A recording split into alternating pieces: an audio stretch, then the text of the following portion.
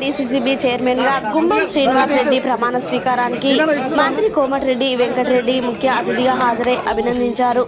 ఈ సందర్భంగా మంత్రి మాట్లాడుతూ నల్గొండ జిల్లాలో డీసీసీ బ్యాంకు అభివృద్ధికి ప్రభుత్వం కృషి చేస్తుందని అన్నారు. రైతులకు, విద్యార్థులకు బ్యాంకు ద్వారా రుణాలు అందిస్తామని తెలిపారు. ఈ కార్యక్రమంలో MLA Vemula Veeresham, municipal chairman Burri Srinivas Reddy, Congress party నాయకులు, బ్యాంకు డైరెక్టర్లు తదితరులు పాల్గొన్నారు.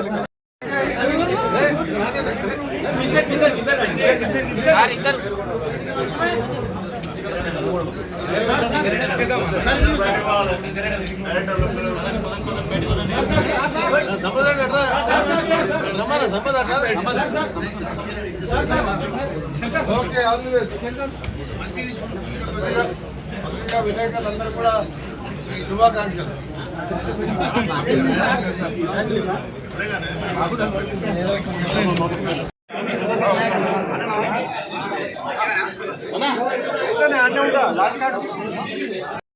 రిపేర్ ఇక అన్నీ చూసుకో.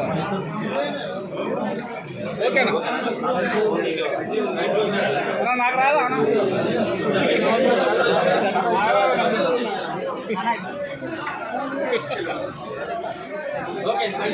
నాకు ఎట్లాగో చేయడానికి కానీ.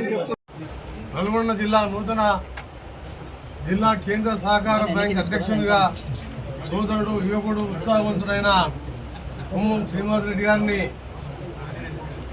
ఏకగ్రీవంగా ఎన్నుకున్న సందర్భంగా ముందుగా వారికి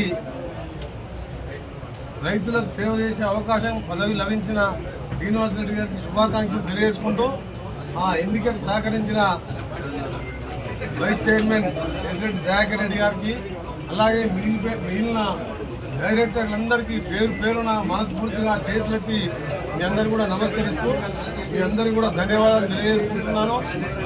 రాజగోపాల్ రెడ్డి గారి ప్రాతినిధ్యం వహించే ఎన్మోడ్ కాన్ఫరెన్స్కి వెళ్ళి ప్రతినిత్యం ప్రజలకు అందుబాటులో ఉంటూ కోఆపరేటివ్ బ్యాంక్ చైర్మన్ అయినా పదవులు ఉన్నా లేకున్నా ప్రజల కోసం పనిచేసే ఒక యువకుని రైతులకు సేవ చేసే అవకాశం కల్పించిన